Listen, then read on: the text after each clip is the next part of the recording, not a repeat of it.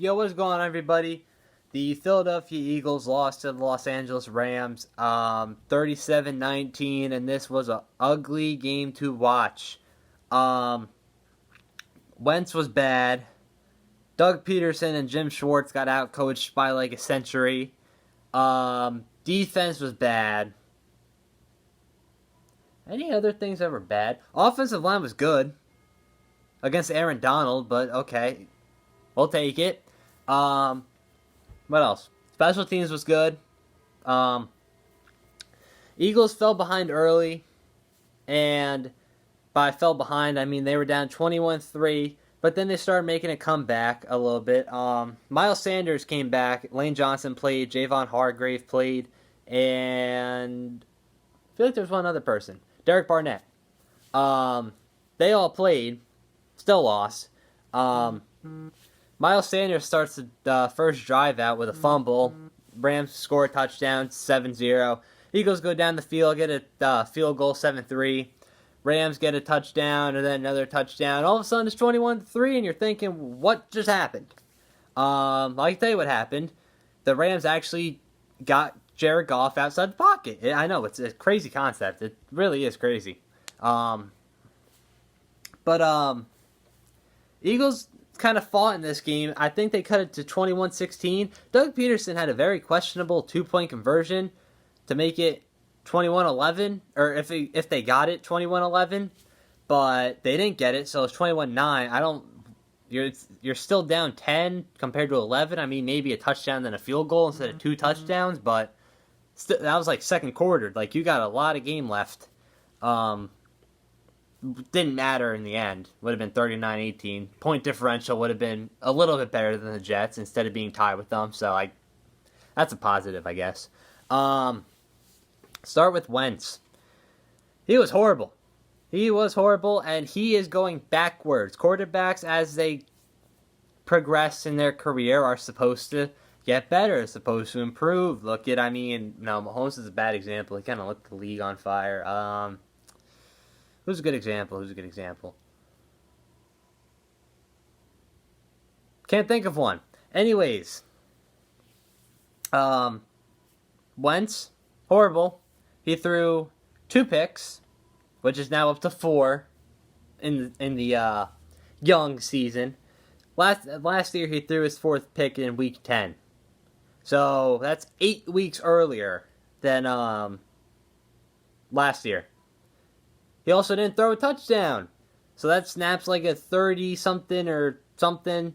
He had a long streak going, like 1 touchdown in each game. Unless you count the touchdown he threw to the Rams defender when trying to force it to J.J. Arcega-Whiteside. Because that was a good pass. Rams dude laid out, caught it. Better hands than Aguilar.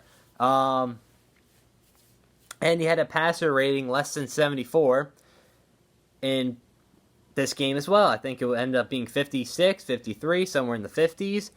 For reference, he had a passer rating less than 74 twice, 2 times, in 40 starts from 2017, his MVP run, to last year. He's had 2 in the last 8 days. So that's, you're going from here, you fell hard. Defense. Let's not even get to the defense yet. Let's still talk about the quarterback. He just tried forcing things. The Eagles had a lot of momentum driving down the field, and then, as I stated earlier, Isaac Seumalo to IR. Just got that one. Sick. 4 linemen. The whole line's dying. Dillard's gone, Seumalo's gone, Kelsey's still there. Who knows when he'll be gone? Maybe week 6. Brooks gone, and Lane is still there. So, although he missed 1 game already. Wentz was just forcing things. J.J. Arcega-Whiteside was kind of double covered in the end zone, and he trusted his arm too much to the point where he thought he could squeeze it through like this much of a window with Ramsey here, and I forget who picked it off, but this guy here. First off, if you're going to force it to anybody, why are you forcing it to J.J. Arcega-Whiteside? Watching DK Metcalf on Sunday Night Football makes me think, what is Howie Roseman looking at? Is this dude looking at cartoons instead of doing his draft scouting? What did you see in J.J. Arcega-Whiteside over DK Metcalf or over Terry McLaurin or even over Darius Slayton? The guy has more drops than catches this year, and he has one drop. I don't know. Coaching, Sean McVay just kind of had a field day with Jim Schwartz. Eagles kind of came out flat at the beginning.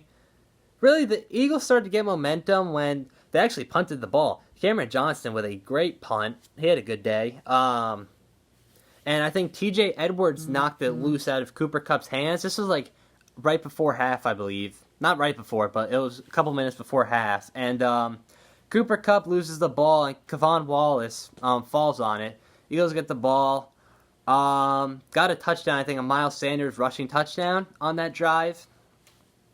So you can kind of feel momentum starting to go their way. And then the defense just kind of let us down. They've allowed 7 touchdowns out of 9 red zone trips from the opposing offenses. That is not good. The linebackers, me or you can go out there and play linebacker like how they play linebacker. I don't think Tyler Higbee could have had a better day. 3 touchdowns, 5 receptions, 54 yards. And he was open, I think, 2 out of the 3 touchdowns. Like, wide open. Like, great job. Nate Gary. LJ Fort's out in Baltimore. Got a contract extension. Jordan Hicks is in Arizona. They're 2-0. Although that's more DeAndre Hopkins than Jordan Hicks. And Nigel Bradham is out in the market. So I wonder if he's getting a call. Hopefully. Peterson and Schwartz, did I go over them? I think. Schwartz got out-coached. McVay just had a field day. Higbee had a field day. Kupp had a field day. Robert Woods had a field day. Darrell Henderson had a field day. He got a 40-yard rush. Darius Slay ended up hurting himself on a saving touchdown tackle. Or a touchdown saving tackle. Ended up hurting himself. Who else had a good day for the Rams?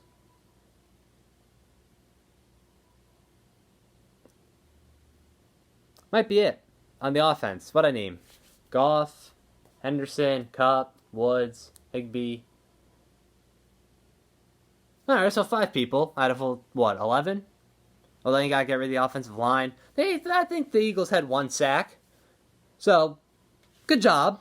Good job, guys. 1 sack. Gets the job done. Made Jared Goff really feel the pressure there. What was the last thing I want to talk about? Defense. Well, I already kind of went over that. I guess that's it. Thank you guys for watching. Bengals next week, and for some reason, I have a worse feeling about next week's game than I did about this week's game. I thought somehow I thought this was going to be some win that you don't know how it happens, you don't know why it happened, it's just one of those wins. I thought Wentz was going to have a great bounce back game. I couldn't have been further from the truth. And I now have a worse feeling about next week than I do about this past week. And they're going up against a rookie quarterback who Burrows look good. That's what I wanted to touch on. One last thing. Doug Peterson saying how the lack of practice hurt and the preseason games. But last time I checked, it wasn't only the Eagles who didn't have that stuff. I do believe that every single other team had it. In fact, actually, just yesterday, the Chargers starting quarterback, 10 minutes before the game, was announced that he was not going to play. So their backup, Justin Herbert, rookie, comes in. I mean, he hasn't probably been getting reps with the ones. He's probably been with the twos. He comes in. And, scored more points than the Eagles did against the reigning Super Bowl champs. So, yeah. Anyways, let me know what you guys thought down below. Next Sunday is going to be interesting. The Phillies' last Phillies' last game in general. See if they make the postseason and the Eagles play.